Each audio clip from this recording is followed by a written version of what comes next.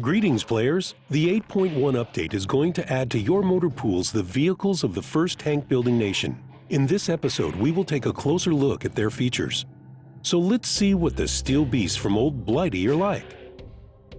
The British tank designs were influenced by two opposing concepts of tank tactics in the middle of the 20th century. The first and more traditional point of view was the use of tanks on the battlefield to support the infantry. The infantry tanks have excellent armor and a poor cannon as well as slow speed. You've already met the best examples of such vehicles. These are the famous heavy tank Churchill, the medium tank Matilda II, and the light tank Valentine. From this point on, you'll have the option to equip your old friends with more serious weapons and equipment. You will obtain a new perspective on them, and you'll see the development of the infantry tanks concept in your garage.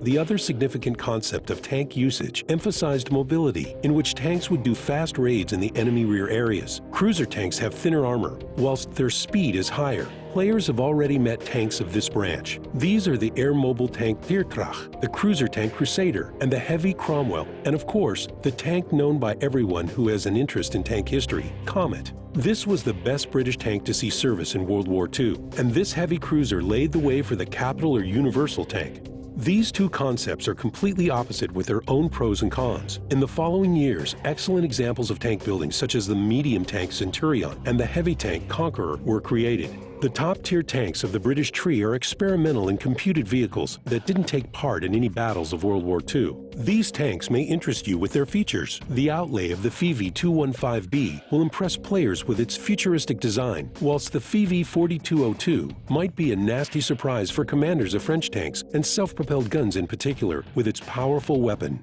In the following episodes, we are going to take a closer look at the history of tank building in the United Kingdom. We will tell you about lots of tactical uses for each tank of this tree on the battlefield. In addition, we will tell you about changes that you will see in the next update.